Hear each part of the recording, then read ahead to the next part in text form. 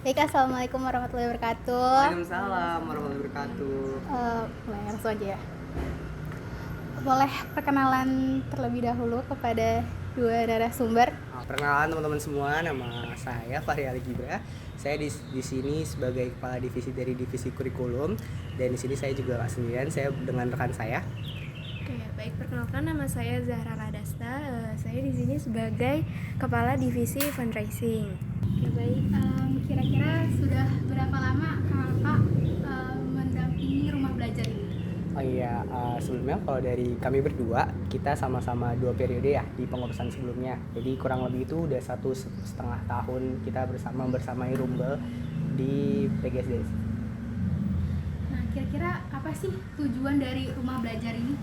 Nah, kalau tujuan rumah belajar Cira ini kan karena pada saat dulu itu di Fakultas Ilmu Pendidikan, tepatnya PGSD ini tuh masih ada kesenjangan pendidikan di anak-anak sekitaran Setiabudi, Kecamatan Setiabudi.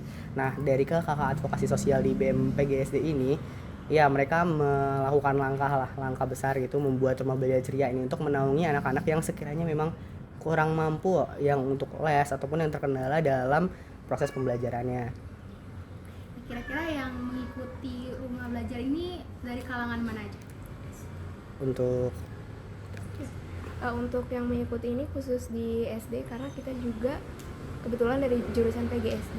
Nah ya, untuk kalangannya sendiri mungkin dari menengah ke bawah ya, karena ini SD-nya yang di sekitaran sini masih SD, kebetulan SD negeri, jadi bukan SD swasta yang emang yang orang tuanya bisa provide gitu pendidikan mereka gitu, emang dari menengah ke bawah.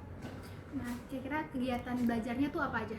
Nah, untuk kegiatan pembelajaran sendiri, karena kita menyesuaikan ya, dari divisi kurikulum ini bakal menyesuaikan dari program kerja kepala sekolah, yaitu pengajaran. Nah, program kepala sekolah lebih tepatnya pada tahun ini, karena bila itu dia ada di program literasi. Jadi pada proses pembelajaran kita melakukan literasi terlebih dahulu untuk meningkatkan literasi para siswanya. Kemudian kita belajar konvensional, tapi tidak semua mata pelajaran kita cuma ada di matematika dan bahasa Inggris, karena ya sebagai bekal lah untuk masa depan mereka nantinya pada siswa. Dan terus setelah itu mereka ada jeda waktu istirahat sekitar 10 menit, entah itu untuk makan snack ataupun ngobrol dengan wali kelas dan guru-guru pengajar dari pengurus mahasiswa Rombel Ceria ini.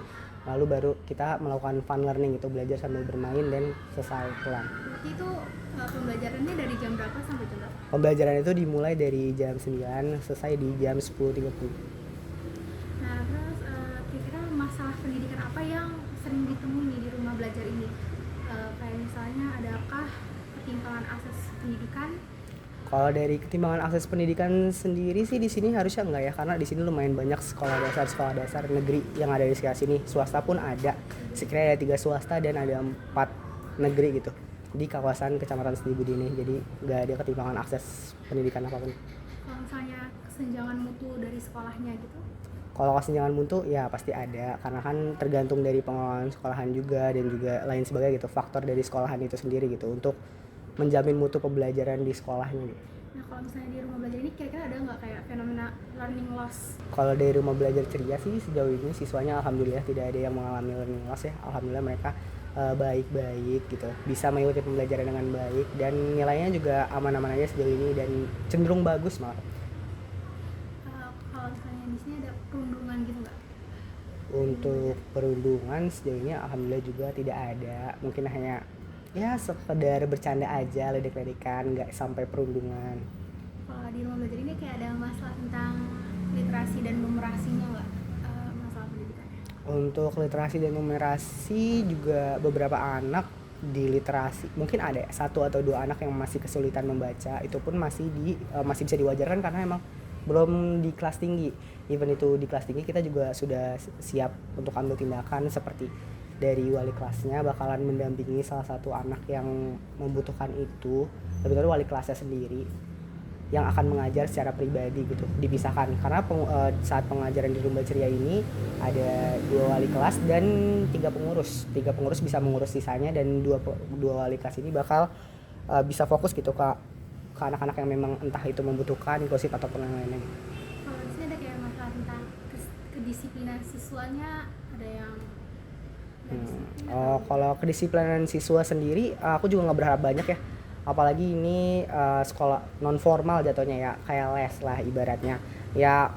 Siswa juga nggak harus dipaksakan seformal di sekolah, tapi sebisa mungkin mereka mematuhi peraturan yang sudah kami buat, dan juga selama mereka bertindak sopan, kita juga tidak apa-apa. Kalau dibilang kayak masalah pendidikan karakternya gimana di rumah belajar ini? Pendidikan karakternya alhamdulillah juga bagus. Dari kita sudah sering melakukan pembiasaan, seperti sebelum memulai pembelajaran kita biasanya ada pembukaan gitu, pembukaan MC. Nah, di pembukaan MC ini tuh ya biasa kayak mereka diperkenalkan dengan Pancasila, seperti siapa yang bisa menyebutkan 5 Pancasila, terus dibiasakan juga untuk menyanyikan Indonesia Raya gitu. Jadi nasionalismenya juga ada, dan lalu juga pembiasaan paginya berdoa, dan sopan santunnya juga terjaga gitu. Nah, di antara semuanya tadi yang paling jadi concern masalah pendidikan yang ada di sini itu apa? Concern di sini paling dari anak-anaknya, itu paling siswa yang inklusif, mungkin yang butuh pengawasan langsung gitu. Pengawasan langsung. Nah, kira-kira penyebabnya butuh pengawasan langsung itu apa? Butuh pengawasan langsung kan dikarenakan mungkin kondisi dari keluarga juga bisa ya, dan juga kondisi dari siswanya sendiri, dari internal siswanya itu sendiri juga mungkin kan pribadi orang itu berbeda-beda ya. Nah, dari siswanya semisal dia memiliki kendala, itu menjadi concern kita gitu, dan kita juga sebisa mungkin mencoba untuk membantu dan selalu berkomunikasi dengan kendala yang dapat anak kepada orang tua, supaya nggak cuma satu pihak aja yang menyelesaikan masalahnya, tapi orang tua juga harus tahu dan membantu gitu proses kesembuhan dari anaknya. Di dampaknya itu Dampaknya sendiri tadi yang kayak anak-anaknya mungkin sulit fokus, terus juga pembelajarannya masih mungkin bisa dibilang slow learner dan lain sebagainya gitu. boleh dibilang kayak upaya dan solusi efektifnya. Upaya dan solusi efektifnya itu seperti yang tadi aku bilang, aku sempat notice itu dari wali kelasnya sendiri yang bakal mendampingi mereka, sementara pengurus rumah belajar ceria di luar dari divisi kurikulum sebagai wali kelas itu mereka akan memberikan pembelajaran kepada siswa yang lain, siswa reguler dan high achiever. Tapi untuk yang keterbatasan itu akan dibimbing langsung oleh wali kelas, dan semisal memang anak-anaknya kurang, maksudnya misalkan pengurusnya berlebih pengurus dibandingkan siswanya, itu dari wali kelas yang bakal turun langsung juga bisa, tanpa harus mengikuti pembelajaran di kelas reguler. Kan tadi ada solusi, pasti dari upayanya itu ada kendalanya kan. Nah, kira-kira kendalanya apa aja? Ya mungkin kendalanya karena kita juga masih mahasiswa, masih sama-sama belajar, kita juga belum punya ilmu pasti, tapi kita tetap mengusahakan gitu yang terbaik kepada anak-anak di rumah belajar ceria ini.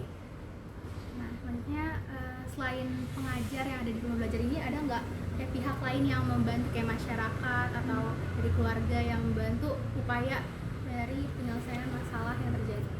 Untuk yang membantunya sendiri mungkin dari kita sendiri sama orang tua ya, tapi dari pengurus-pengurus rumah ini juga berusaha gitu meningkatkan keterampilan dan kemampuan kita sebagai calon guru ya, PGSD ini. Kita harus tahu gitu kendala-kendala yang dialami anak dan lain sebagainya, jadi sebisa mungkin kita melakukan entah itu pelatihan pengajaran ataupun pelatihan pengajaran yang mendukung untuk anak-anak, mendampingi anak-anak yang inklusif gitu. Kita juga lumayan sering mengadakan kolaborasi untuk pertukaran ilmu dengan organisasi-organisasi eksternal lainnya gitu. Nah, kira-kira kan udah ada upaya, udah ada solusi, kira-kira udah ada perubahan belum dari siswanya? Perubahannya, kalau dari perubahan emang mungkin nggak secara signifikan, mungkin perlahan, tapi itu udah cukup buat kita, karena itu udah bakal membantu anak-anaknya untuk bisa berkembang lebih baik lagi. Gimana perubahannya apa? Perubahannya misal dari anaknya yang tadinya masih malu-malu, jarang berkomunikasi, dan numerisasinya masih kurang, itu selama per tahunnya bertahap dia pasti akan bisa gitu. Itu terlihat dan terbukti dari beberapa anak yang tadinya pas saat saya dan Kak Zahra itu masih di semester 1 semester 2, ada anak yang memang belum bisa baca atau segala macam, dan saat sekarang alhamdulillah kan sekarang dia udah juga naik ke kelas, misal ke kelas 3 ya. Ya dia juga udah berkembang dan udah lumayan bisa gitu, akademika udah mulai. Nah, kira-kira harapan kedepannya tuh apa buat rumah belajar ini dan kayak siswa-siswa yang ada di sini? Harapannya untuk rumah belajar ini dari saya pribadi ya ingin dari anak-anak ini lebih banyak lagi gitu siswa yang bisa belajar bersama kami mahasiswa PGSD FEB-UNJ di Rumah Belajar Ceria, dan bisa melebarkan lagi gitu saya pendidikan seperti kita bisa membuka pengajaran bagi eksternal untuk ke PGSD FEB-UNJ gitu, untuk mereka mengajari anak-anak didik di Rumah Belajar Ceria gitu. Dan harapannya lagi mungkin bisa membuka cabang, nggak cuma di PGSD aja, bisa pindah ke entah itu di kampus A di fakultas, atau kita buka cabang sendiri di entah di mana ya, itu harapan. Kak Zahra sendiri gimana? Kayak semoga kita bisa lebih maksimal lagi buat nginiin pembelajaran ke anak-anaknya jangan kayak gitu. Kayak semoga lebih berkembang aja sih rumah ke depannya di kepengurusan sama. Oke, terima kasih kakak sudah membantu. Oke.